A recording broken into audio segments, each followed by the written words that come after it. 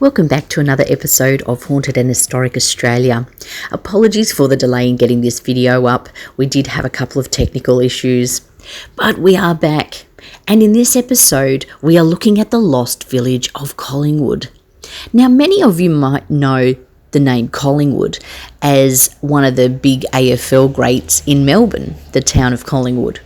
But there was actually one in Sydney. Many Sydney-siders, especially those who live out west of Sydney, know the town of Liverpool. We did an episode on the old Pioneer Cemetery at Liverpool some months back. Many, though, would not know of the equally old and now somewhat forgotten town of Collingwood.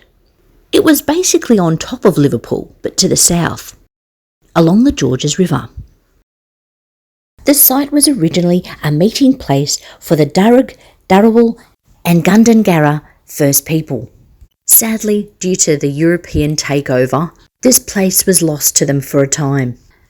The name Collingwood came about when American pioneer and wealthy whaler Captain Eber Bunker built Collingwood House from around 1811.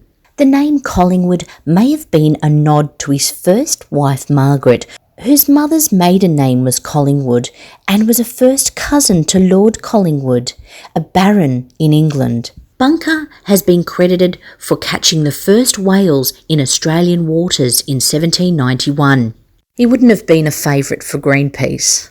Due to his efforts in Van Diemen's Land, as well as possibly being a whaler as well, Bunker received a 250-acre grant from Governor Gidley King in 1804 for the Liverpool area. He previously had lived with his family in Bunkers Hill at the Rocks in Sydney, having come from America originally. The town of Liverpool was established in 1810 by Governor Macquarie.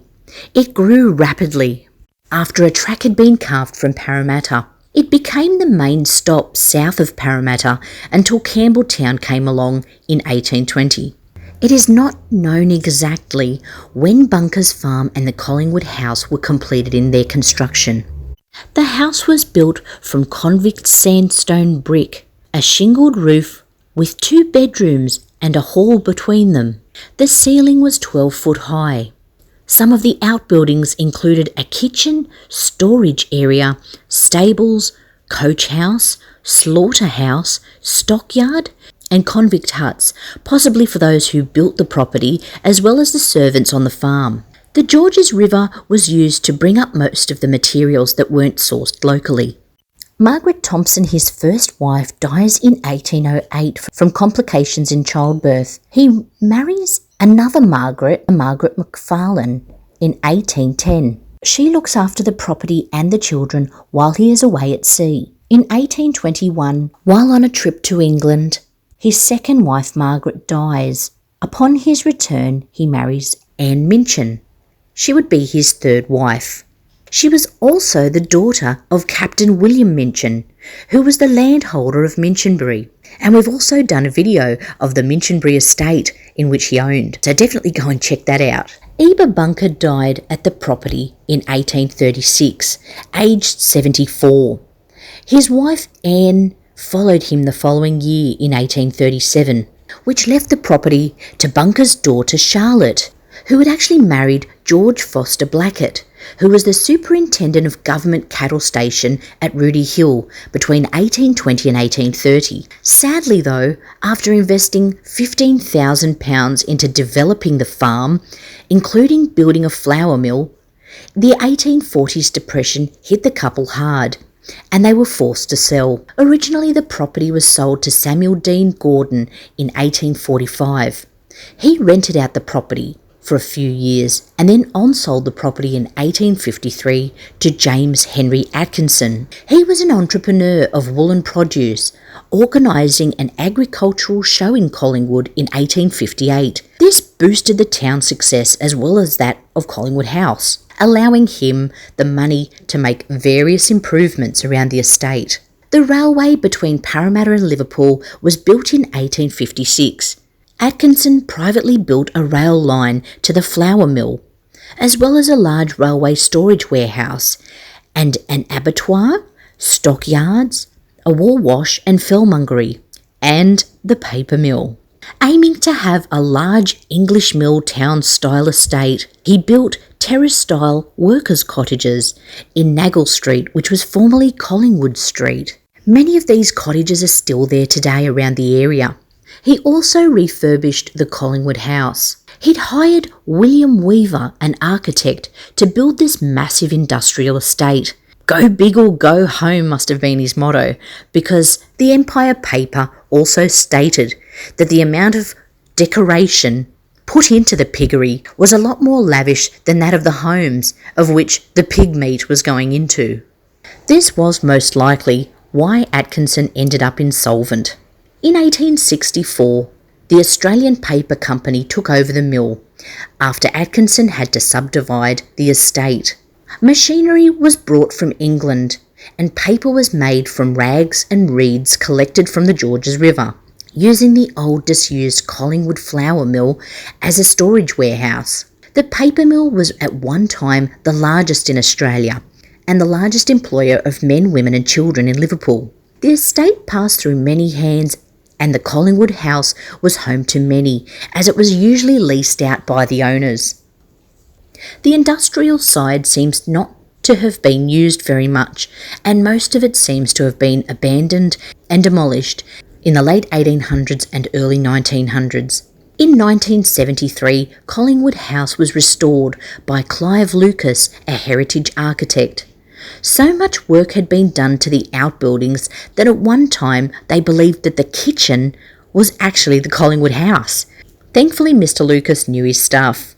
The restored building was officially opened by Prime Minister Gough Whitlam in 1975. Since this time, it has been run and managed by Liverpool Regional Museum and was on the Heritage List as of 2006. In 2009, the Collingwood Precinct Aboriginal Place was declared under the National Parks and Wildlife Act, recognising the High Ridge a place of significance and meeting for the Darug, Dharawal and Gundungurra people. The Collingwood House can be viewed by appointment, and that's something we definitely want to check out in the near future. Just entering the vicinity of Collingwood House, which this area created which was known as Collingwood.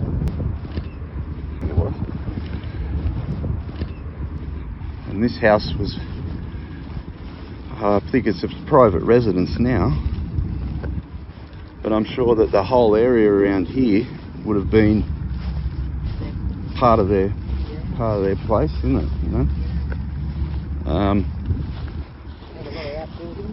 Yeah. So all of this land, I guess they would have had, they would have been able to grow. I mean, all down there too would have been, I guess, where they grew their provisions.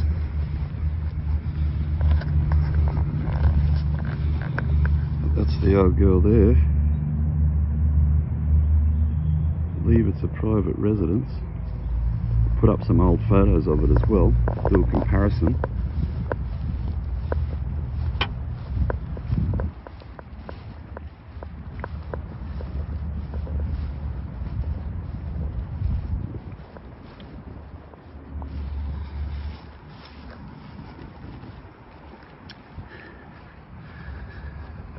Gum trees. So that old pine over there would have been there a long time, and so would that one. They don't grow very high, but they can be pretty old.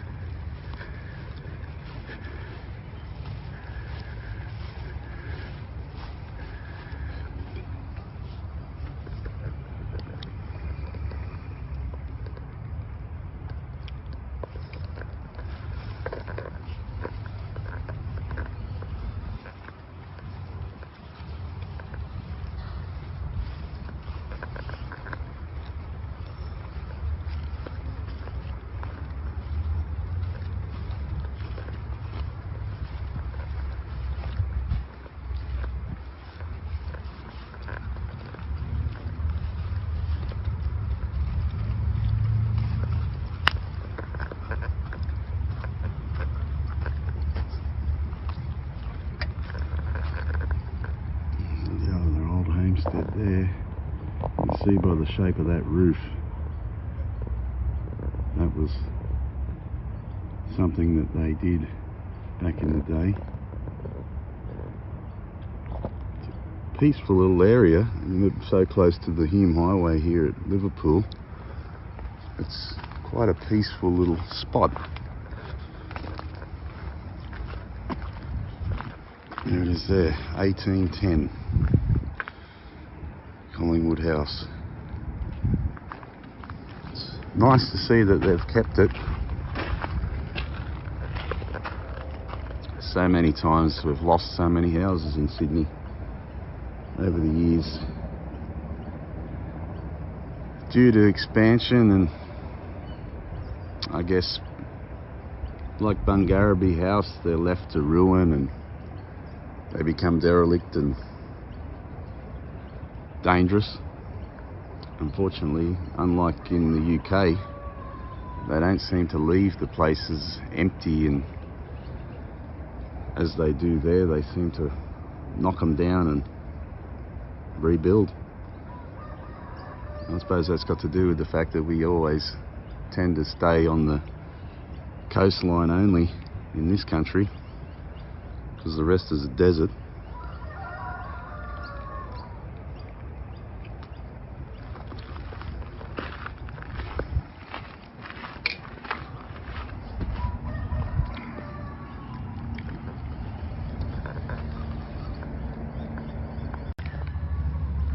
So from Collingwood House, this parkland here leads you down to the old paper mill, which they've converted into it's a nice little cafe sort of a place. Pretty much kept the shell of the building. It's where these apartments here, which are all back onto the river down there, it's just beyond the second two in the frame now.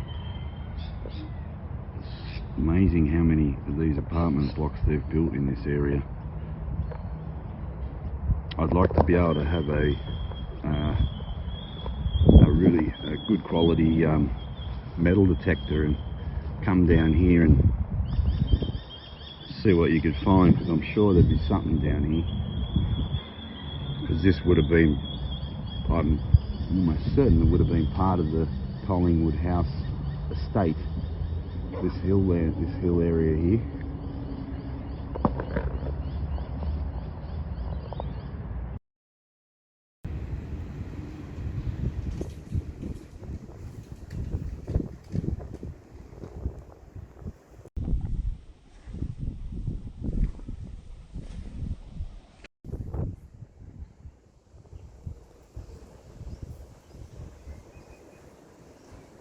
Yeah, there was cave paintings along the Georges River Whereabouts? back in the day, probably closer to Bankstown.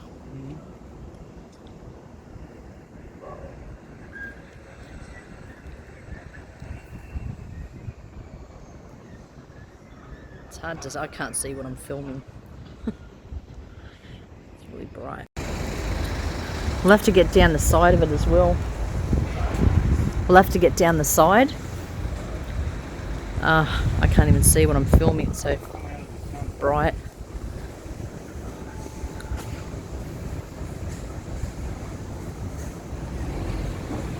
Yeah, the original bricks probably. Yeah. I'll have to see how old they're. Yeah, the original windows.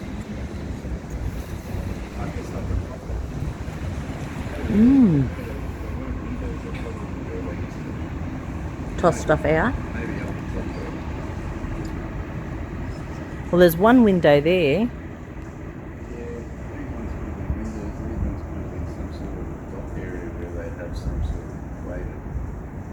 Yeah, because there's kind of little squares, aren't there?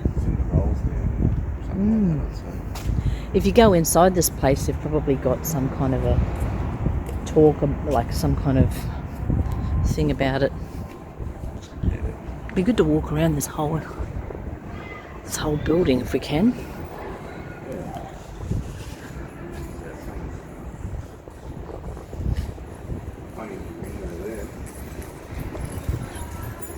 Yeah, it's small, isn't it? I don't know what that is there. It's like there could have been a doorway or something. Yeah.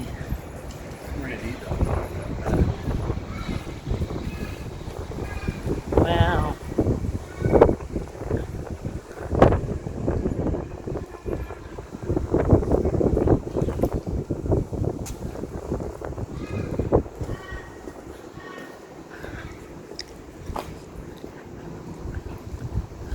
Ah, the sun. Yeah.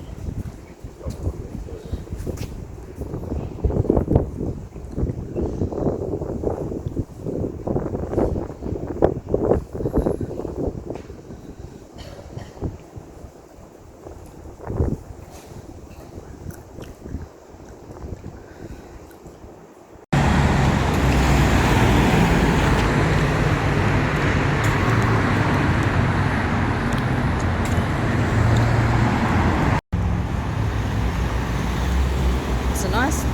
I love the windows of this place.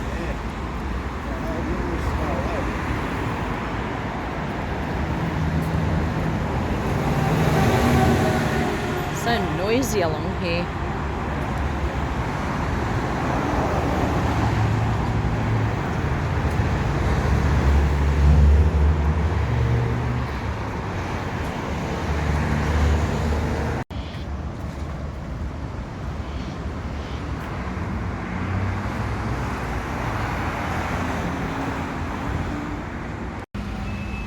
Come down the other end, we'll have a look. Through the noisy streets of Liverpool, Lachlan Macquarie is very much celebrated still. They've got a little statue set up of him that's a little different, but definitely worth having a look at. It was quite noisy, and people were probably wondering what I was doing, but it was nice to go and see that he's celebrated even 200 years later. It just goes to show that history hasn't been forgotten everywhere, and there are little bits to discover everywhere you go. Which brings us to the next place, the Discovery Park, which was set up as a nod to James Cook and the discovering of Australia. An obelisk was made back in 1854, a monument to Captain Cook. It was erected on the corner of George and Elizabeth Streets in Liverpool, shortly afterwards being moved to Big Park. Unfortunately, the obelisk started to deteriorate. In 1970, the obelisk was moved to Discovery Park when the park was opened. At this point, the monument had lost half of its original height, but was still pretty readable, although it was neglected to the point where it was pretty badly damaged. At the time, 1970, it was readable. In years gone by, it has deteriorated further, or it had been allowed to, and at this point, it has disappeared. I'm not 100% sure whether they took it away because it was vandalised so badly or it just crumbled to bits. But this park is the site where the obelisk used to be and is no longer. It does appear that some people are trying to take lengths to bring the park back to its former glory. The obelisk was a kind of marker as well for the distance between Sydney and Liverpool and Campbelltown. We may never see the obelisk again, but it'd be nice to have something in its place as a kind of memorial, as it was once meant to be, and something nice that people can sit in the park and gaze at. It doesn't have to be Captain James Cook's head, but it could be something to remind us of our history when so much of it has been bulldozed down. We hope you enjoyed this episode on the lost city of Collingwood. There will be many more to follow. If you enjoyed the video, hit that like button. Don't forget to subscribe if you haven't already, and let us know if you are from the Liverpool area or you've been in the Liverpool area and seen some of these places yourself. There are places in other states we want to investigate as well. You let us know if you've got some places that you've been to full of history and maybe a bit of paranormal, but we're going to make it our greatest effort to get to the city pretty soon and start uncovering those gems in the rocks, because we know there's plenty of paranormal and historic things to dig up there.